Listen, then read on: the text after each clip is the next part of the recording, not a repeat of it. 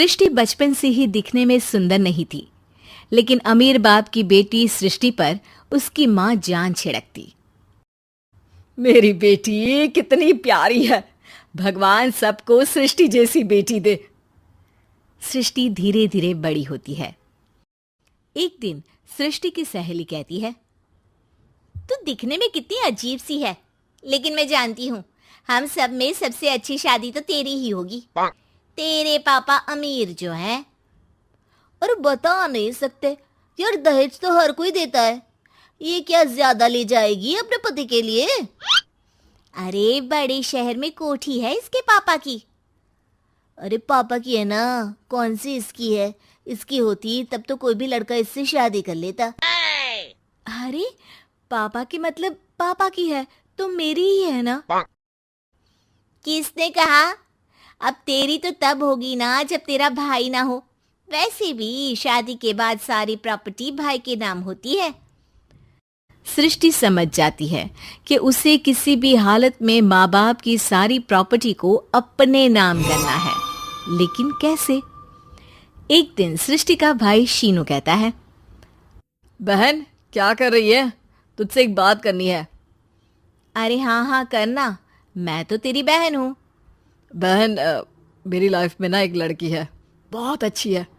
मैं सोच रहा हूँ माँ और पापा से बात करूँ शादी के लिए। सृष्टि को समझ में आ जाता है कि भाई की शादी होते ही भाभी उसे एक दिन भी घर में बर्दाश्त नहीं करेगी। क्या बात है भाई, बताना कौन है वो? यार वो बहुत अच्छी लड़की है, पढ़ी लिखी है, मेरे साथ जॉब भी करती है। बस एक प्रॉब्लम है।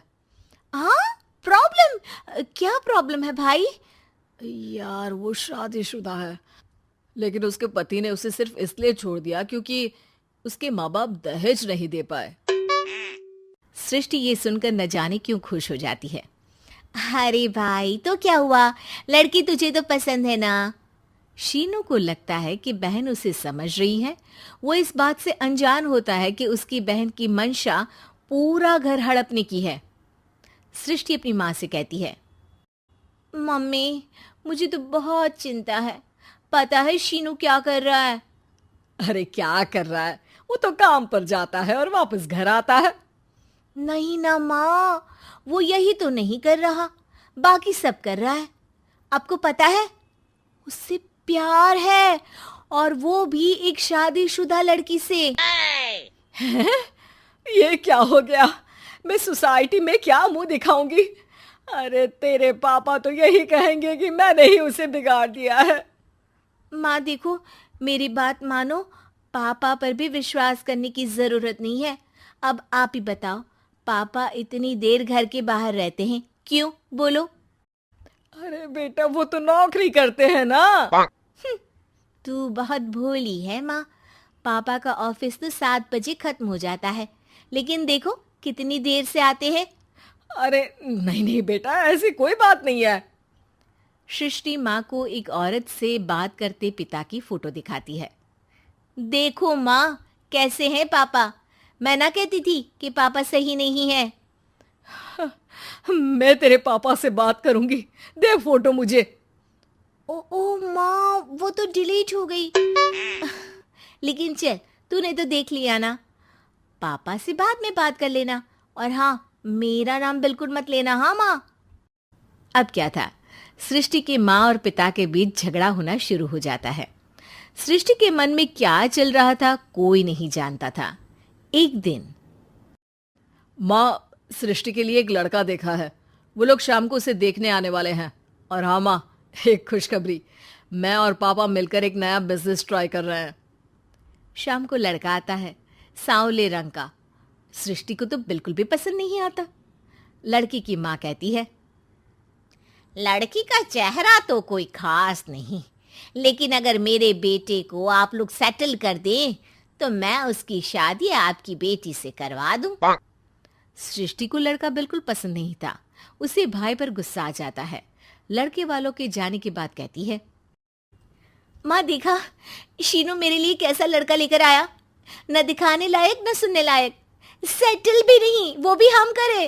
अरे माँ, मैं जानती हूँ ये मेरी शादी किसी भी घर में क्यों करवाना चाहता है। अरे कैसी बात कर रही है बहन? तूने तो देखा ना, लड़के को मैंने ही मना कर दिया तुझसे शादी के लिए। जिसने लड़का बताया था उसने उसकी बहुत तारीफ की थी। बात आई गई हो जाती है, लेकिन सृष्टि का मन शांत नहीं होता। क्या करूं, कुछ समझ में नहीं आ रहा। मेरी शादी हो गई तो ये लोग पूरी प्रॉपर्टी शीनू के नाम कर देंगे, मेरे हाथ तो कुछ लगेगा ही नहीं। तभी सृष्टि को आइडिया आता है। वो किसी वकील को फोन करती है। जी देखिए, अगर आपके मम्मी पापा का तलाक हो जाता है तो आपके पिता की आधी प्रॉपर्टी आपकी माँ के नाम हो जाएगी, फिर उसे वो किसी को भी दे सकती है। सृष्टि अब माँ को बेटे के खिलाफ भरती है। माँ, शीनू पर नजर रखा करो, वो जिस लड़की के प्यार में है ना वो शादीशुदा है। यहाँ आएगी, सारा पैसा, रुपया, जमीन, जायदाद सब हड़प लेगी। पापा का भी हाल तुमसे छुपा नहीं है। ऐसा ना हो कि मैं और आप एक दिन सड़क पर भीख मांगे। हे भगवान, मैं तो जीते जी मर जाऊंगी अगर ऐसा हो गया तो। ऐसा हो गया नहीं माँ, ऐसा ही होगा। अभी समय है, आगे का सोच लो। मैं तो कहती हूँ पापा से आधी प्रॉपर्टी लेकर अलग हो जाओ। पापा की आधी प्रॉपर्टी भी हम लोगों को अगर मिल जाती है ना तो अगले 7 जन्म सफल समझो। बेचारी माँ बेटी के कहने पर पति से तलाक लेकर अलग हो जाती है। सृष्टि अब पैसों से गाड़ी और अपने दूसरे महंगे शौक पूरे करने लगी। उसके दोस्त भी उसके पैसे इस्तेमाल करते। सृष्टि, कल तुम कहाँ थी? मैं सारा दिन घर पर अकेली थी। तो मैं क्या करूं? मैंने ठेका तो नहीं लिया है ना तुम्हें संभालने का। माँ को सृष्टि से ये उम्मीद नहीं थी। वो बैठकर रोने लगती है। वहीं उसका पति यानी कि सृष्टि के पिता आ जाते हैं। मैं जानता था कि तुम्हारा यही हाल होगा, तो आपने मुझे रोका क्यों नहीं? मैं रोकता तो तुम रुकती क्या? सृष्टि के कहने पर तुमने मुझ पर अपने बेटे पर शक किया, लेकिन तुम ये भूल गई कि कैसे हम दोनों ने मिलकर जीवन में इतना सब खड़ा किया। माँ पति के गले लग जाती है। मुझे माफ कर दीजिए, मैंने आपकी कमाई का एक बड़ा हिस्सा गवा दिया। कोई बात नहीं, तुम साथ हो तो मैं ऐसी 7 प्रॉपर्टी खड़ी कर दूंगा। तभी वहां सृष्टि आ जाती है रोते हुए। माँ, मयंक ने मुझे छोड़ दिया। वो बोल रहा था जब तक मेरे पास पैसे थे तब तक ही वो मेरे साथ था। पापा, माँ, मुझे माफ कर दीजिए।